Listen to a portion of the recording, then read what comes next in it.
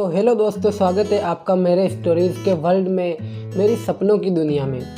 जैसा कि आप लोगों को पता है कि मैं आप लोगों के लिए नई नई और मज़ेदार कहानियाँ लेकर आता हूँ।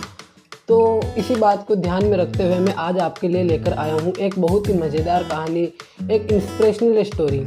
तो दोस्तों शुरू करते हैं फिर आज की कहानी। तो कहानी कुछ इस प्रकार है कि एक आदमी ने एक बहुत ही खूबसूरत लड़की से शादी की और शादी के बाद दोनों की ज़िंदगी बहुत ही प्यार से गुजर रही थी। वह उसे बहुत चाहता था और उसकी पत्नी की खूबसूरती की हमेशा तारीफ़ किया करता था। लेकिन कुछ महीनों के बाद लड़की चर्मरोग से ग्रसित हो गई और उसकी खूबसूरती धीरे धीरे जाने लगी। तो खुद को इस तरह देख उस लड़की के मन में यह डर समाने लगा कि यदि वह बदसूरत हो गई तो उसका पति उससे नफरत करने लगेगा और वह लड़की अपने पति की नफरत को बर्दाश्त नहीं कर पाएगी।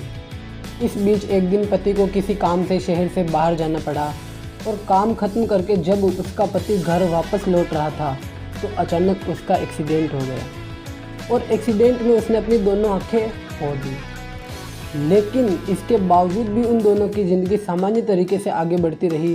समय गुजरता रहा और अपने चर्मरोग के कारण लड़की ने अपनी पूरी खूबसूरती गंवा दी।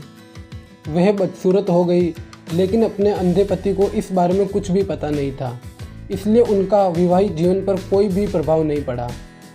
वह उसे उसी तरह से प्यार करता था और अचानक एक दिन उस लड़की की मौत हो गई।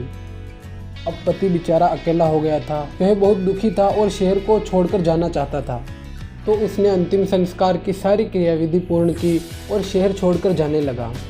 तभी एक आदमी ने पीछे से उसे पुकारा और पास आकर कहा कि अब तुम बिना सहारे के अकेले कैसे चल पाओगे? इतने साल तो तुम्हारी पत्नी तुम्हारी मदद किया करती थी।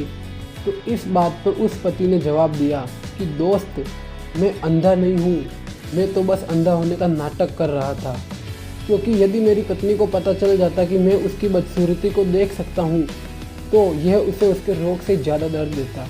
इसलिए मैंने इतने साल तक अंधा होने का दिखावा किया। मेरी पत्नी एक बहुत अच्छी पत्नी थी, मैं बस उसे खुश रखना चाहता था।